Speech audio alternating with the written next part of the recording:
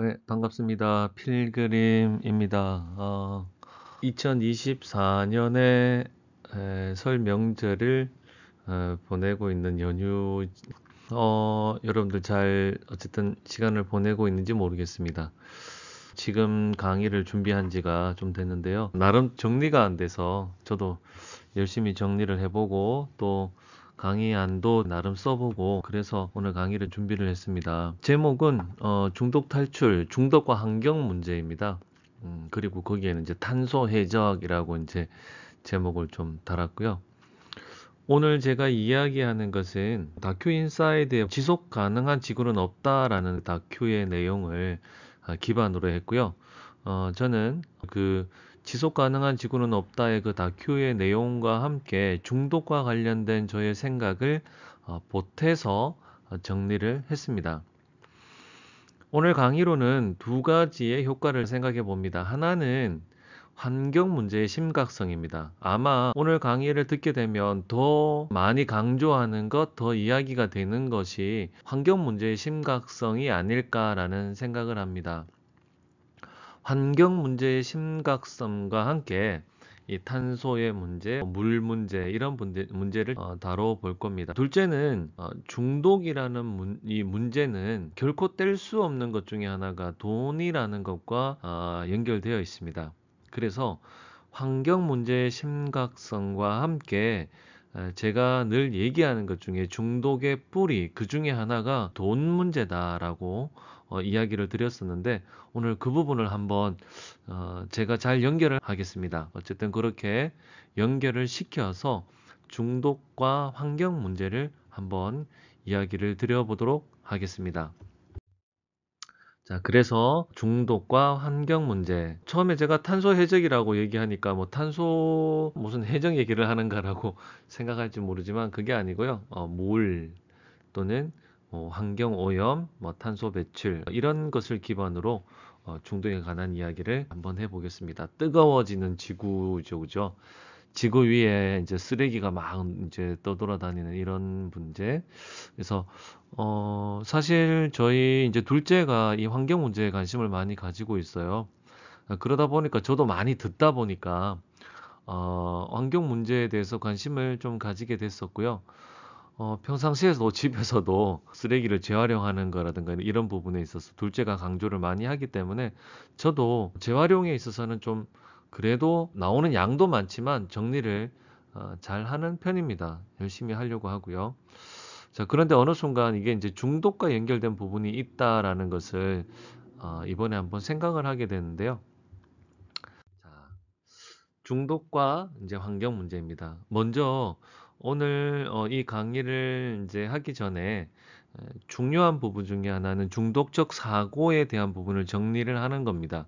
중독적 사고의 핵심적인 부분이죠.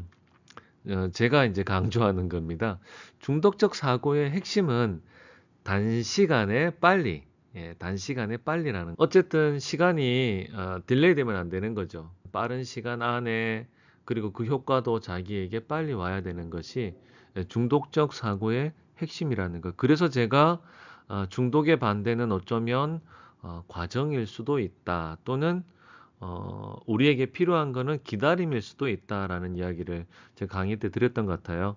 그래서 중독적 사고는 고통은 줄이고 쾌락은 올리는 겁니다. 그렇다면 생각해 볼 수 있는 것이 무엇이냐면, 여러분, 고통이 뭘까에 대한 거죠. 고통을 줄인다 할 때 그 고통이라는 거는 무엇이냐?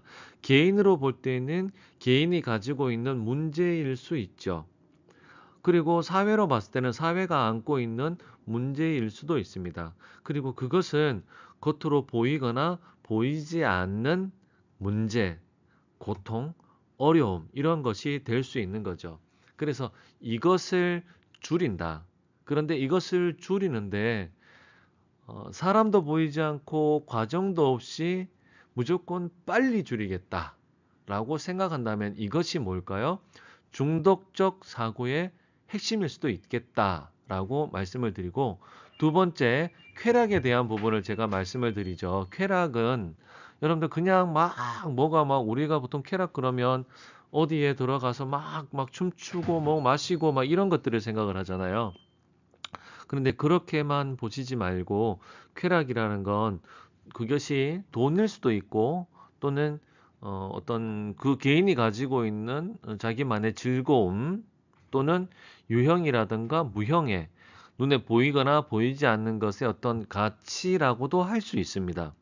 그래서 이거를 빨리 그리고 사람의 어떤 배려도 없이 그리고 제가 오늘 강의에서 본다 그러면 이게 환경의 문제가 될 수 있는 부분이라고도 볼 수 있겠죠. 이런 것도 다 배제하고서 이거를 나한테서 가지고 오겠다. 돈을 오늘 제가 여기서 강조하는 부분은 이제 돈에 대한 부분이기 때문에 돈을 벌겠다. 돈 버는 건 나쁜 건 아니죠. 하지만 이것이 과정 가운데에 누군가가 피해를 입고 또 빨리 그거를 벌어야 되겠다 생각을 하면서 가장 제가 문제를 삼는 건 환경의 문제를 일으켜 가면서까지도 이 쾌락을 추구하는 돈을 추구하는 것이 문제가 된다면 중독적 사고의 핵심일 수 있다라는 것이죠. 오늘 강의에 어찌 보면 제가 두괄적으로 오늘 내용을 이렇게 먼저 선언적으로 이야기를 하고 있습니다. 이 이후로 많이 이야기되고 있는 부분이 무엇이냐면 제가 지금 이야기했던 부분을 계속 환경의 문제를 길게 이제 이야기를 하면서 듣는 여러분들로 하여금 좀 심각하게 생각을 하는 거죠. 환경의 문제를 심각하게 생각을 하면서 그 뒤에 돈의 문제를 이런 중독적 사고로 연결시켜서 이야기를 드릴 것입니다. 아마 이 강의를 듣는 데 있어서 뭐 제일 먼저 우리 둘째도 이제 강의를 듣겠죠. 그리고 뭐 과제를 발표한다던가 또는 평상시에 환경 문제에 관심이 있었던 분들은 오늘 제가 하는 이 이야기를 통해서요. 조금 환경의 문제에만 포커스를 두기보다는 이 뒤에 어떤 배경들이 있냐를 한번 생각해 보면 좋겠어요. 다양한 이유들이 여러 가지가 있을 겁니다. 그죠? 하지만 그 배경을 좀 우리가 본다 그러면 저는 중독 전문가이기 때문에 중독적 사고가 환경 문제를 일으키는데 관련이 있다라는 이야기를 해드리는 것입니다. 그래서 이런 데에서 한번 관심을 가지고 생각해 보는 것도 좋겠다라는 것을 기대해 봅니다. 연기가 피어오른다는 것은 여러분 우리가 이제 겉으로 보면 뭐 제가 그것을 환경의 문제다, 연기가 피어오르는 것이 환경의 문제다라고 본다면 사람들은 연기가 피어오르는 그 연기만 없으면 된다라고 생각을 하겠죠. 그 연기만 뭐 필터를 거쳐서 뭐 깨끗하게 만든다든가 뭐 이런 생각을 하면 그거는 아주 근본적으로 해결되지 않는 부분이지 않겠습니까? 그죠? 왜냐하면 그 연기는 계속 나오는 어떤 원인이 있으니까. 그렇다 그러면 제가 보는 것에서는 밑에 연기를 내고 있는 그 불을 일으키고 있는 그 아래에 기저에 무엇인가가 있겠죠. 그죠? 저는 이런 거에 참 관심이 많은 것 같아요.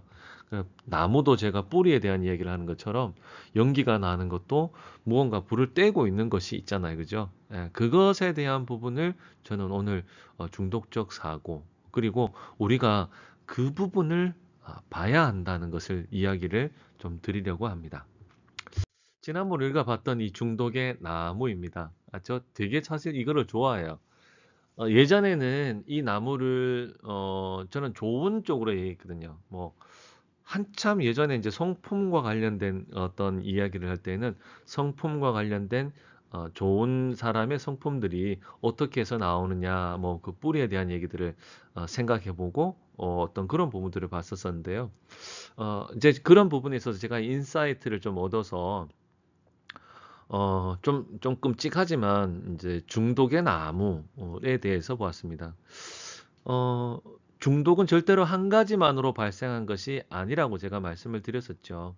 물론 마약의 경우는 단 한 번으로 이제 약물 중독의 그 강력함이 있을 수 있습니다. 하지만 대부분의 중독은 약물 중독이 되는 것조차도 어, 물론 뭐 유학 갔다가 뭐 어쩌다가 한번 그거를 이제 했다가 중독이 되는 경우도 있지만 이렇게 생각해 볼 수도 있잖아요. 그죠?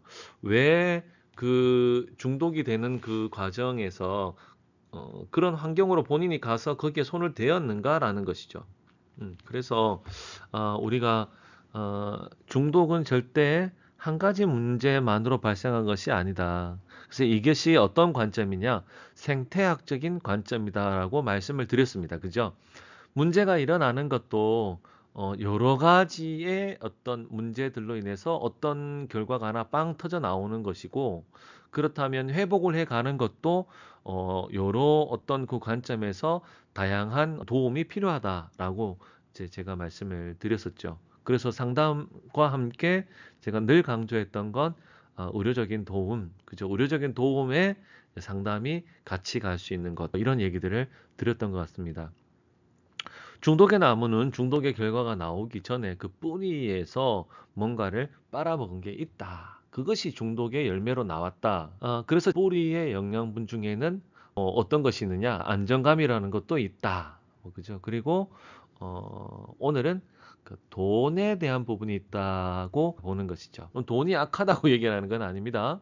하지만 그것이 누구의 손에서 어떤 의도로 쓰여지냐에 따라서 이 악한 의도로 끌어모으는 이 돈에 대한 부분이 있다는 것을 우리가 간과해서는 안 될 것이다라는 겁니다. 중독의 문제는 돈이 연결되지 않으면 일어나지 않습니다.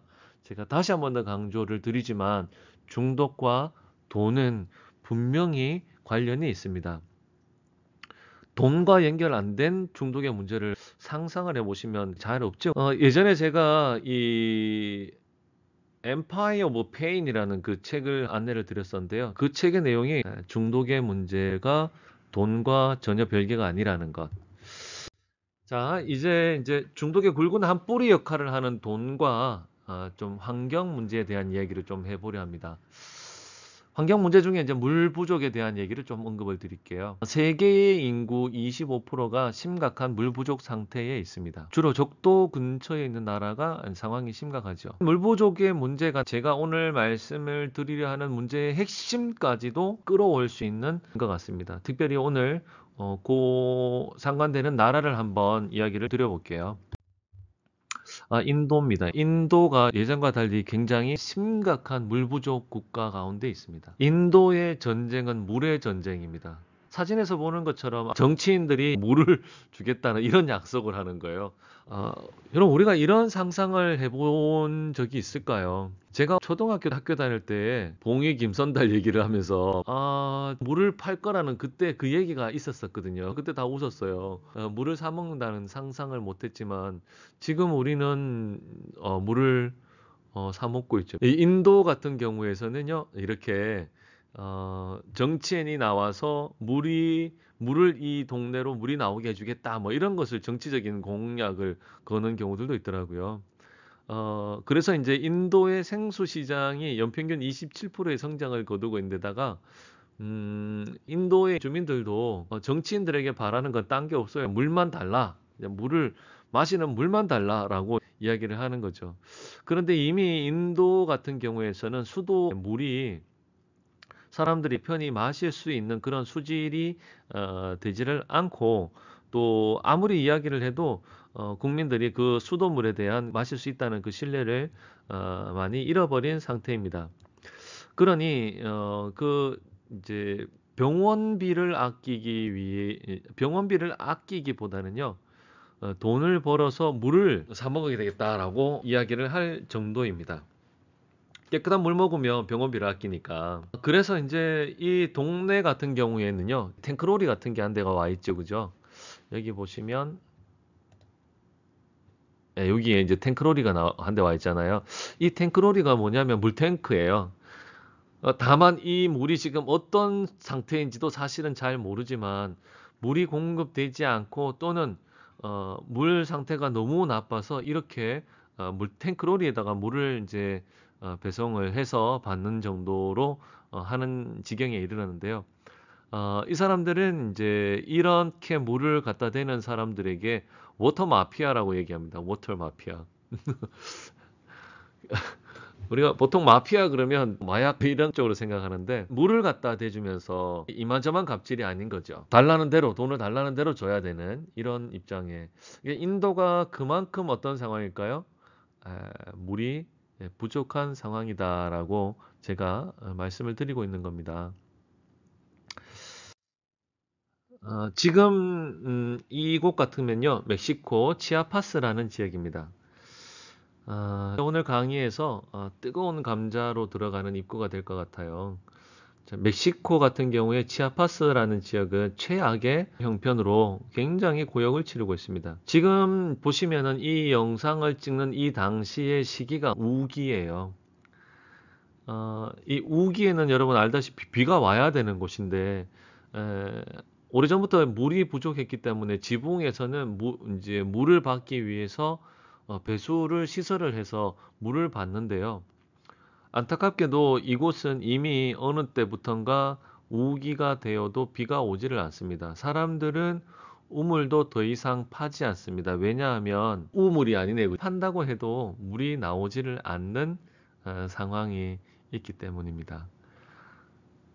참 골치 아프죠. 어떻게 이렇게 이런 상황까지 갔는지를 모르겠습니다.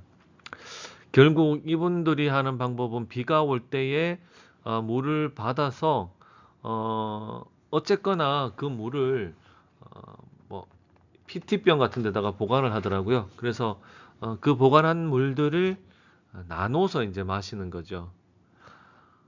근데 누가 봐도 너무 이제 시간이 지나는 물을 먹게 되는데, 그래서 그 물을 바로 마실 수가 없어서 물을 이제 끓여 먹는 상황이 되더라고요. 여러분들 놀라운 건 이 멕시코 치아파스에 지역 최대 규모를 넘어선 세계적인 규모의 코카콜라 공장이 있다고 합니다.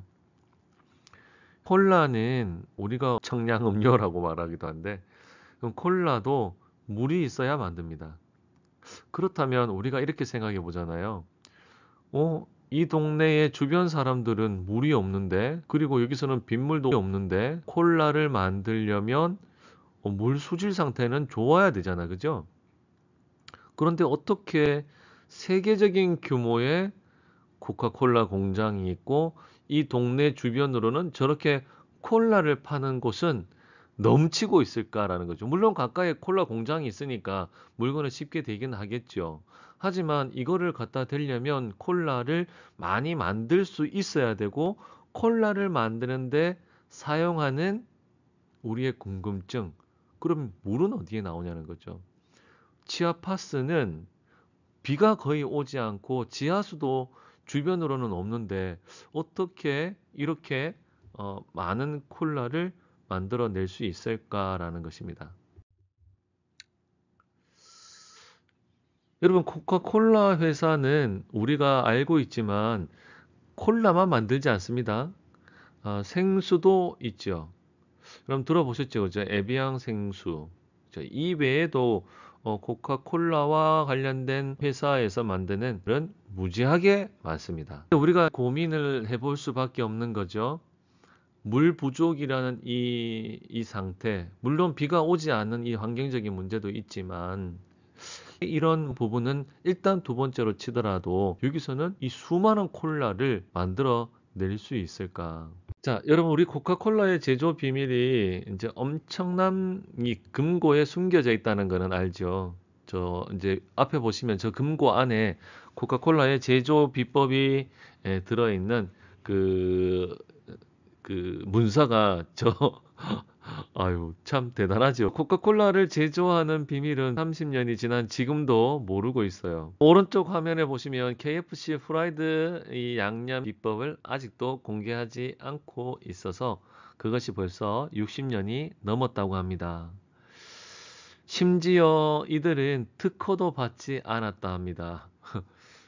특허를 안 받았네? 저는 몰랐죠. 왜냐하면 특허를 받게 되면 비밀이 새 나갈까 봐. 그런데 이건 우리가 왜 모르고 있을까요? 빗물도 모자라서 허덕이는 이곳에서 매일 100만 리터가 넘는 지하수를 빼서 코카콜라를 만들고 있다는 것입니다. 주변 사람들은 물이 없어서 물로 허덕이는데 이곳에는요, 바로 곁에 지금 우리가 보는 엘 치코날 화산이 있습니다.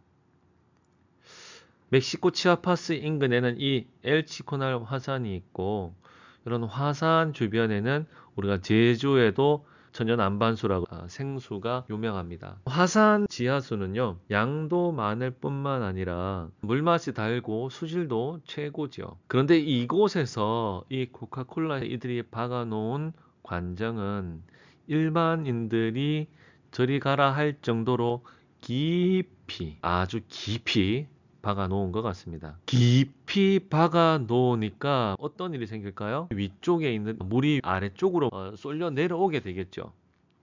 매일 100만 리터를 빼내다 보니 주변에 있는 사람들은 목이 말라 죽어가죠. 이 정도의 양이면 매일 20만 명의 사람들이 5리터의 물을 마음껏 마실 수 있는 양입니다. 자신들의 이익을 위해서는 타인의 고통은 보이지 않습니다. 아니죠. 타인의 고통을 자기의 이익으로 쓰고 있습니다. 덕분에 이 치아파스 근처의 사람들은 목을 축일 수 있습니다. 뭘로 목을 축일까요? 그렇죠. 코카콜라로 목을 축일 수 있습니다. 한번 그 상황들을 볼까요? 저는 이 코카콜라 이 상표가 붙어 있는 게 예전에 제가 어릴 적에 동네 곳곳에 구멍가게 저렇게 파란 색깔로 중간에 이제 담배라는 걸 봤던 기억이 나요. 멕시코 치아파스의 상황입니다. 어린애들이 목이 마를 때 물을 충분히 마셔주고 해야 되는데 이곳에는 그럴 상황이 안 됩니다. 왜냐하면 물이 없으니까요. 그래서 무엇을 마실까요? 네, 콜라를 마시죠. 코카콜라는 자비를 베풀었습니다. 목마른 자들에게 자신이 만든 콜라를 줘서 어린아이, 어른, 노약자 할 것 없이 코카콜라에 중독된 노예로 만드는 겁니다. 하루만, 아니 일주일에 단 몇 시간만이라도 양보를 한다면 매일 20만 명의 사람이 5리터는 너끈히 먹을 양의 물이 있는데도 불구하고 이들은 그렇게 하지 않습니다. 그거를 돈으로 바꾸어냅니다. 이제 칼같이 한번 들어가 보렵니다. 여러분들 지난 5년간 놓치지 않고 플라스틱 쓰레기 배출 1위가 보다시피 코카콜라입니다. 갑자기 코카콜라 먹기가 기분이, 학교 가면 애들이 기분이 나쁘다 안 하고 기분이 더럽다 그러죠. 저도 이것을 보면서 기분이 굉장히 안 좋았어요. 코카콜라 최근 5년까지 5년 안에 요지부동한 플라스틱 쓰레기 배출 1위의 오명을 가지고 있습니다. 그렇다면 여러분들 이 기업들은 뭐 코카콜라, 이제 뭐 펩시, 네슬레 이런 데서 플라스틱 쓰레기 배출을 한다 하는데 이들의 이미지를 바꿔야 되겠죠. 그러기 위해서 어떻게 하는가 한번 볼까요? 코카콜라에서 만드는 에비앙 생수지요. 이 에비앙 생수를 보면요, 본인들이 만드는 이 생수 이 병은 재활용이 된다 써 있습니다. 유럽 소비자 기구에서는요, 이게 전혀 근거가 없는 얘기다. 왜냐하면 여기에서는 비닐과 또 플라스틱 뚜껑은 재질이 전혀 다르기 때문에 전체를 한꺼번에 재활용은 불가능합니다. 하지만 광고를 하면서 100% 재활용이 가능하다라고 이야기를 하고 있거든요.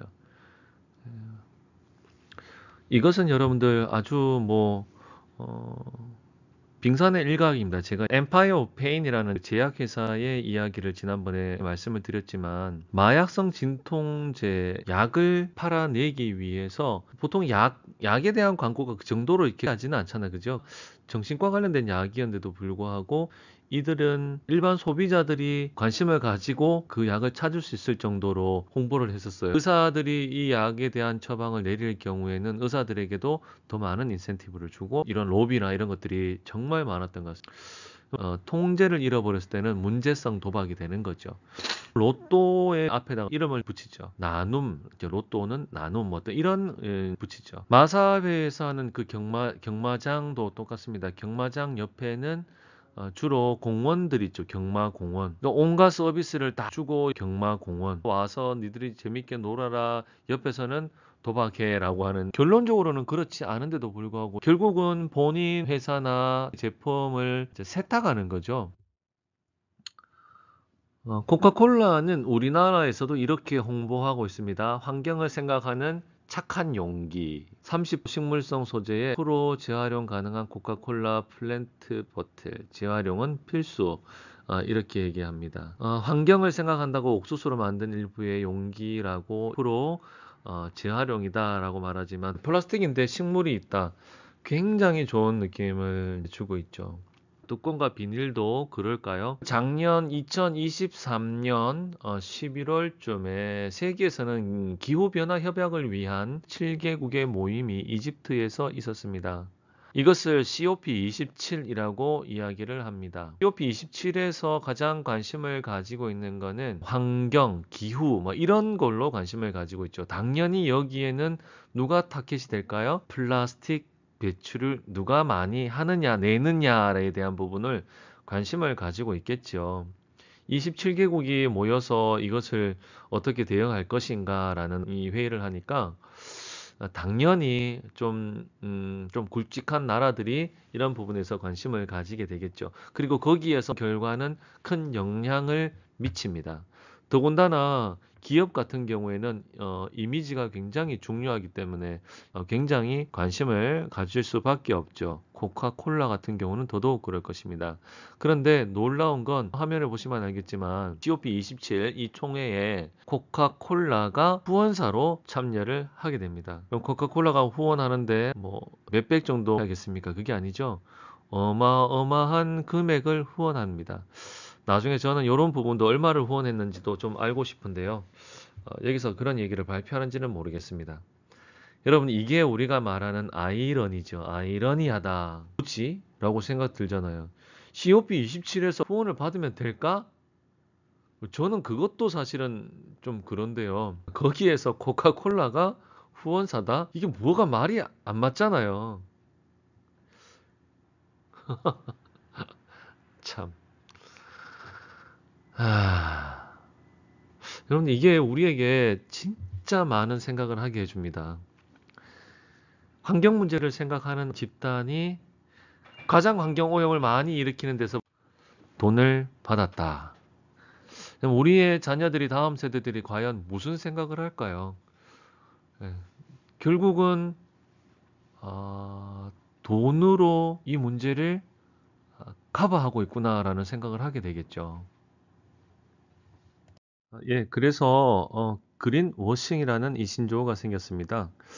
환경을 뜻하는 그린이라는 이 단어와 씻어낸다 할 때 워싱이라고 쓰잖아요. 그래서 그린 워싱이죠. 이제 기업들은 ESG 경영이라는 표현을 써서 환경을 좀 더 생각한다, 친환경 기업이다 이야기를 하지만 실제로 봤을 때는 그게 그렇게 되지 않더라는 것이죠. 그리고 환경단체에 후원을 해줌으로 인하여서 본인들이 실제로 그런 환경을 좀 더 생각하고 있다, 신경을 쓰고 있다라는 이미지를 주고 있지만 실제로 플라스틱 생산량을 줄인다든가 플라스틱이 완전히 프로 재활용이 되게 만들고 있느냐, 그렇지는 않다라는 것이죠.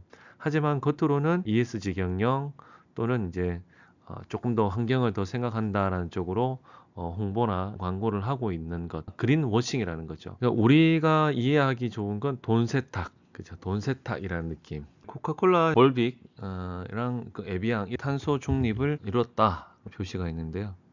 친환경, 카본 내추럴, 카본 트러스트라고도 그린 서티피케이션이라서 녹색 인증. 이게 대부분 다 이제 탄소 중립이라는 얘기인데요.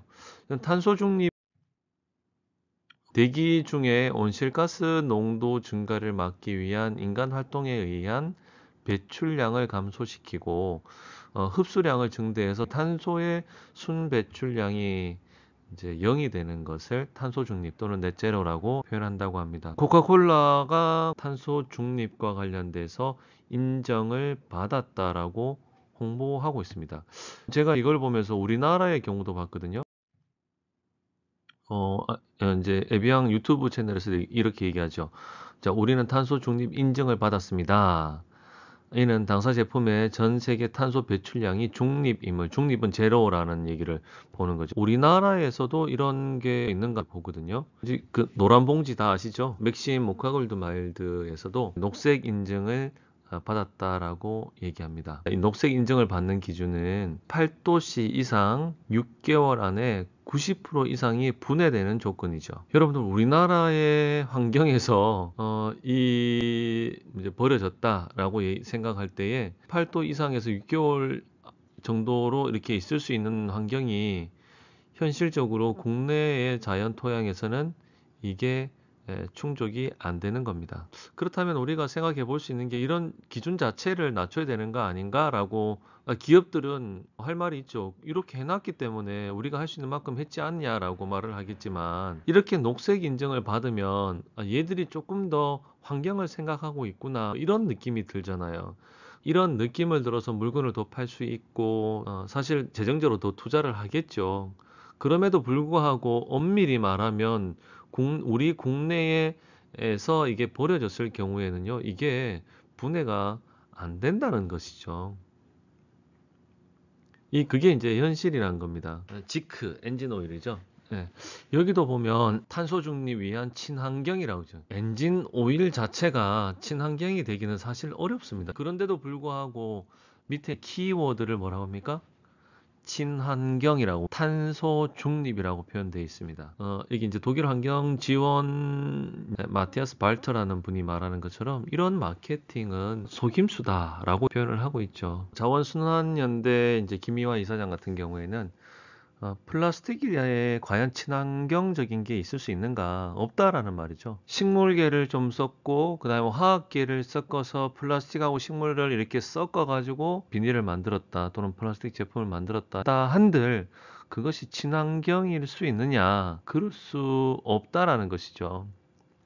저 오른쪽에 있는 녹색연합의 허승원 팀장 같은 경우에는 재질이 뭐냐는 의미가 없다라는 거예요. 저렇게 섞어 놓는 이상은 큰 의미가 없고 무엇보다 이분의 생각은 한번 쓰고 버리는 양 자체를 줄이지 않는다면은 의미가 없다라는 거예요. 그래서 이제 유엔 대학의 물환경보건연구소장으로 있는 카베 마다니의 말을 들어보자면 1리터의 생수를 생산하려면 플라스틱을 만드는데 오히려 그 물보다 만드는 과정에서 생기는 물이 더 필요하다는 거죠. 그러니까 생수를 생산하는 것 자체가 탄소를 배출하고 플라스틱 오염도 일으킨다라고 말하고 있습니다. 생수 한 병에 필요한 석유의 양은 그 생수병의 4분의 1의 석유가 필요합니다. 플라스틱을 만들려니 그 재료가 그 플라스틱 재료 자체가 석유에서 만들어지기 때문에 석유의 양도 분명히 필요하고 뭐 이것저것을 다 따졌을 때 필요한 그 석유의 양이라고 볼 수 있겠죠. 석유가 사용되면 당연히 탄소가 배출됩니다.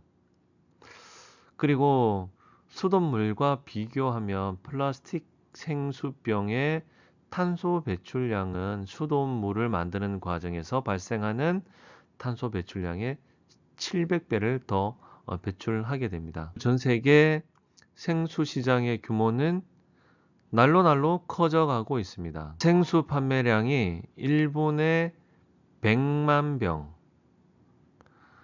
1년에 6천억 병의 그 양이 판매가 되고 있습니다. 어마어마하죠. 생수가 그만큼 팔린다는 건 뒤에 뭐가 따라오는 걸까요? 돈이 따라옵니다.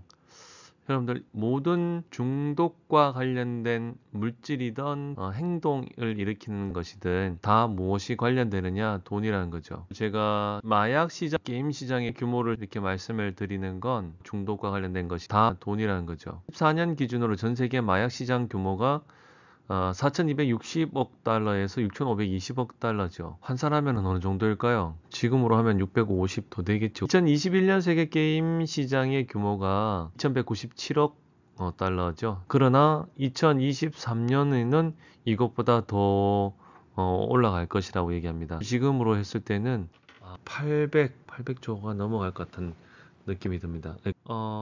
관련된 게 바로 돈이 연결된다는 거죠. 여러분들 생수 시장 규모가 연 400조라고 말합니다. 이렇게 생수 시장에 어마어마한 돈이 오고 갑니다. 생수 시장 규모가 결코 작아지지 않고 커질 겁니다. 그렇다면 환경 오염을 일으키는 생수 시장에서의 플라스틱 생산은 늘어날 거고, 그걸 통해서 기업들은 이윤을 더 얻어낼 것입니다. 물은 모자라고 고갈이 되어 가고 있고요. 제가 초반에 이야기했던 연기가 피어오르는 이야기, 그리고 나무의 그 뿌리와 그 열매에 대한 얘기를 했었죠. 우리가 보는 환경 오염, 기후의 문제들과 관련해서 뿌리는 무엇이었을까요? 저는 여기에 중독의 심리가 있다는 것이죠. 그리고 그 중독의 심리 중에 하나가 깊은 뿌리 중에 돈이라는 겁니다.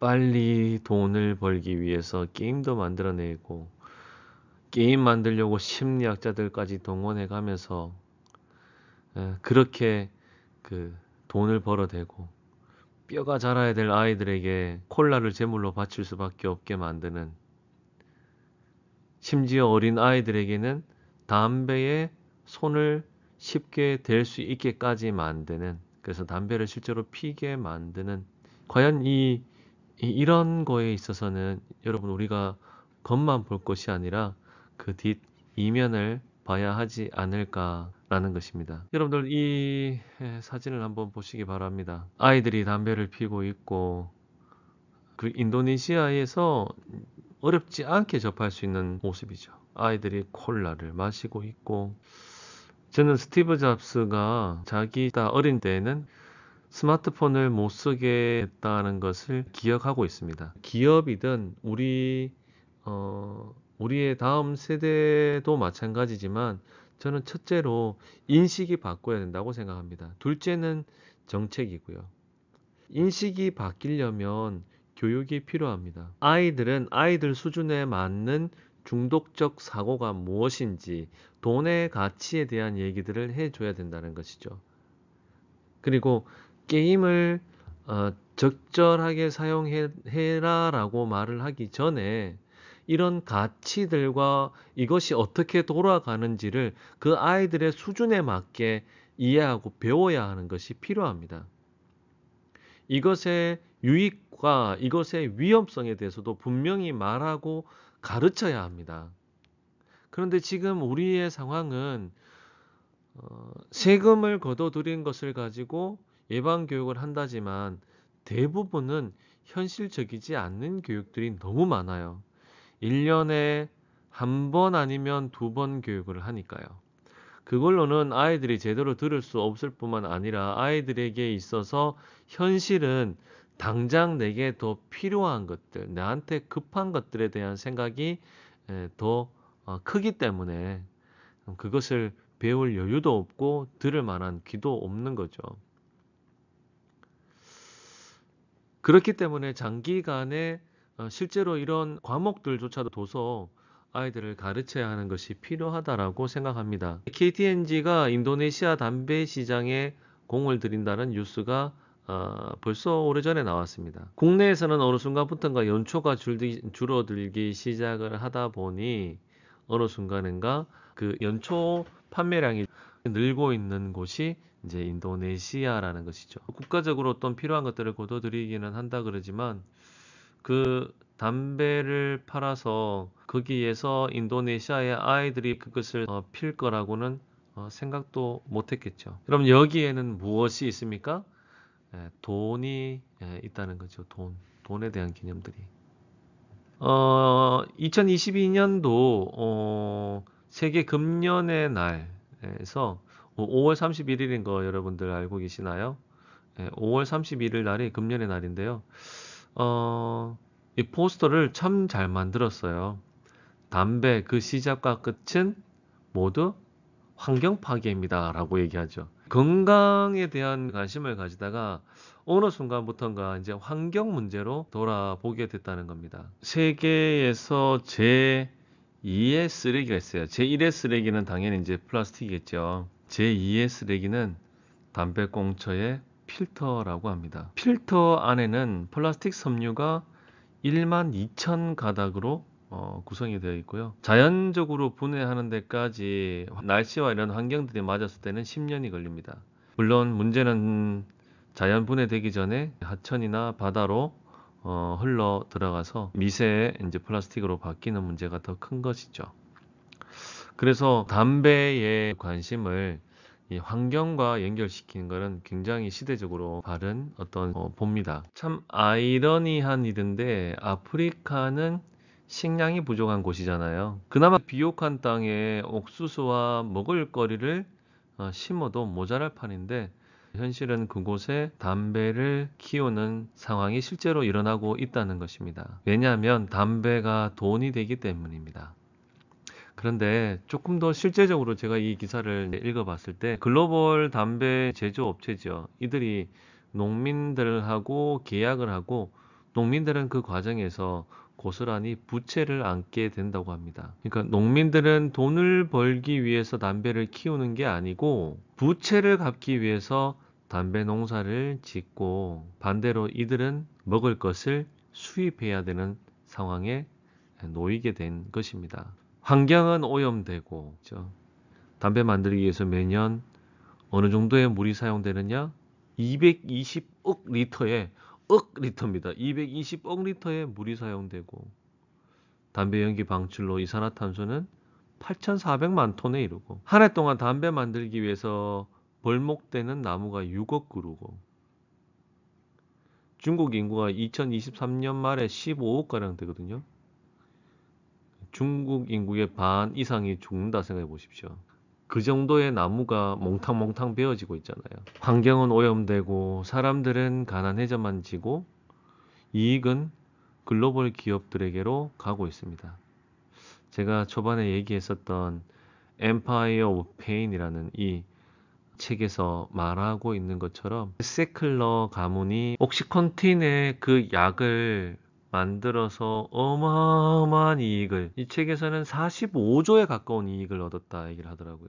그리고 이 제약회사 가문은요 45조의 이익을 얻었지만 하지만 이 약의 오남용으로 5만 명이 죽습니다. 의성 군민이 대부분 죽었다 보시면 돼요. 굴지의 기업들이 빠른 이윤을 내기 위해서 그리고 환경오염이라는 마이너스 요인을 빨리 제거하기 위해서 돈으로 탄소 중립권을 사내고야 말았죠. 자신들의 빠른 이익을 위해서 마이너스가 될 수 있는 요인들을 빨리 제거하며 그것을 돈으로 세탁하는 거죠.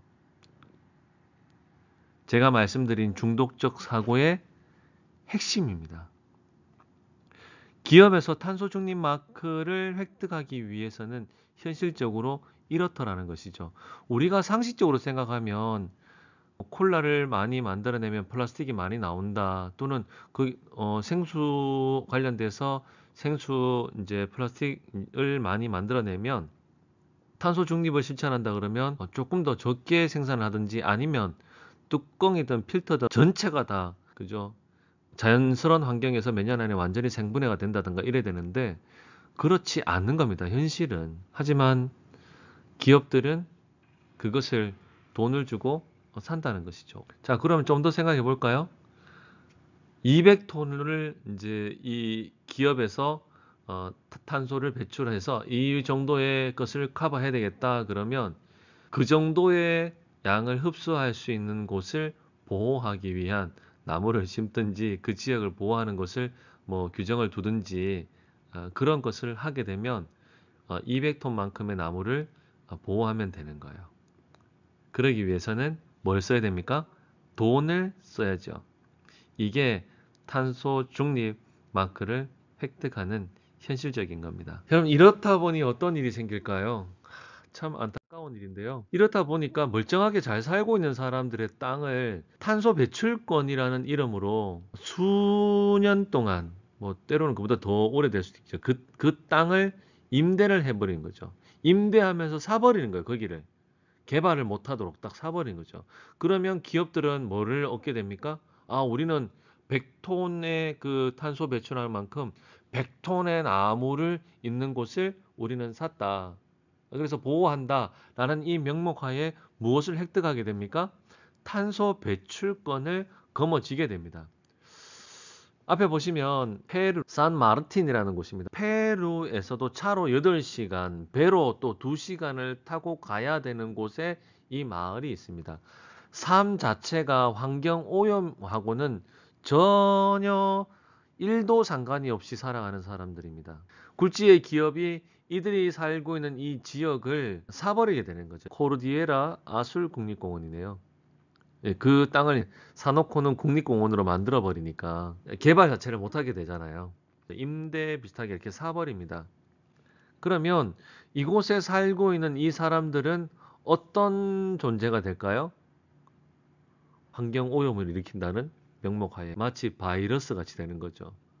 니들은 환경 오염을 일으키는 원인이다. 병균과 같다. 졸지에 하루아침에 살던 곳에서 쫓겨납니다. 이들은 숲에 살아가기 때문에 숲을 해치지 않습니다. 제가 탄소 해적이라는 말을 쓴 이유가 바로 이것입니다. 탄소 배출권을 삼으로 실제로 탄소를 배출하지 않고 그렇게 살아가던 사람들은 자신의 삶, 그 생의 터를 아예 쫓겨나게 됩니다. 아이들 아빠는 쫓겨나면서 너무 낙담해서 세상을 떠나버리고 말았습니다. 이곳에 살던 원주민들은 탄소 해적들에 밀려서 탄소 배출권이 뭔지도 모르고 그저 이상한 소리에 쫓겨나게 됩니다. 쫓겨날 때는요, 뭐 배고 집이고 다 불태워버렸대요. 그 공권력에 쫓겨나야 했습니다. 이 나라도 똑같죠. 참, 대책 없이 돈을 받고 땅을 빌려주는 국가도 그렇고 물건을 팔아먹기 위해서 탄소 배출권을 돈으로 사는 기업도 모두 다 자신의 이익을 위해서 그 돈 때문에 돈을 향한 중독적인 생각에 빠져서 이런 말도 안 되는 일을 저지르고 있는 겁니다. 중독에 빠지면 제가 말씀을 드렸었잖아요. 사람이 보이지 않습니다. 중독에 빠지면 사람이 보이지 않아요. 중독에 빠지면 내 가장 가까이 있는 가족들도 보이지 않습니다. 기업들이 제일 소중한 게 누굽니까? 자기 물건을 사주는 사람이잖아요. 그럼 멀리 한번 봅시다. 자기들이 콜라를 아무리 만들어내고 그 탄소 중립의 마크를 붙인 제품을 만들어낸다 한들 사람이 죽으면 그것이 무슨 소용이 있겠습니까? 살 사람이 없는데. 장기적으로 보면 이게 누구를 해야 하는 거예요? 장기적으로 보면 자기 자신을 해야 하는 거잖아요. 근데 그거를 못 보죠. 당장 내 눈앞에 빠른 이익, 그리고 내게 문제가 되는 이 환경 오염과 관련된 족쇄를 벗기 위해서 나는 빨리 돈을 지급하고 그것을 마이너스 시키고 나한테는 돈을 플러스 시켜야 되는 거죠. 이게 뭡니까? 중독적 사고라는 거예요. 탄소 배출권이라는 이름 하에 국가가 국민이 보이지 않고 기업이 본인의 제품을 구매하게 될 사람이 보이지 않는다면 중독자가 따로 있습니까? 그게 중독 국가고 그게 중독자고 중독 기업이죠. 그레이슨 베즐리 지구 시스템 과학 박사라고 얘기하는데요. 이분이 이런 얘기를 합니다. 우리는 숲을 보호하고 또 복원해야 된다라고 말합니다. 물론 좋은 말이죠. 하지만 그러니까 보호한다, 복원한다는 이런 좋은 의도와 행동들이 오염을 정당화하는 데 사용될 때는 문제는 대단히 복잡해지는 거죠. 나는 탄소 배출권을 구매했으니 오염을 계속 할 수 있게 해달라. 당당한 권리를 얻게 되는 것입니다. 제품 생산량에는 변화를 주지 않고 그리고 제품 자체를 환경 오염과 전혀 반대 방향으로 할 수 있는 그 과정들을 해 가지는 않으면서 결국 더 돈을 벌 수 있고 오염을 더 일으킬 수 있는 권리를 돈으로 사고 있으면서 주변의 사람들은 보이지 않는. 오늘 저는 중독과 환경 문제에 대한 이야기를 드렸습니다. 다음번에 제가 할 거는요. 여전히 이것과 관련된 문제로 실제로 이들이 만든 제품이 이제 오염이 되어서 어떻게 되는지 이것이 누구에게 돌아가고 있는지를 좀 자세하게 보려고 합니다. 어, 여러분들 참 무겁죠. 저도 이렇게 녹화를 하면서도 제 마음이 무겁습니다. 그럼에도 불구하고 할 수 있는 이야기는 해야 되는 거죠. 그리고 저는 제가 할 수 있는 대로 지금까지 해왔던 대로 좀 더 분리를 철저히 하고, 뭐 플라스틱 같으면 비닐도 뚜껑도 확실히 좀 분리하고, 제가 할 수 있는 거는 분명히 잘하는 게 저의 일이라고 생각은 듭니다. 하지만 분명히 우리의 인식과 정책이 바뀌지 않는 이상은 양은 기하급수적으로 늘기 때문에 그것은 우리가 실제로 심각하게 고민을 해야 하지 않겠나라고 생각하고, 우리가 그 고민을 할 동안 저는 다음번에는 실제 이야기들을 조금 더 드리려 합니다. 벌써 어두워졌네요. 여러분들 연휴의 이제 거의 마지막 날이네요.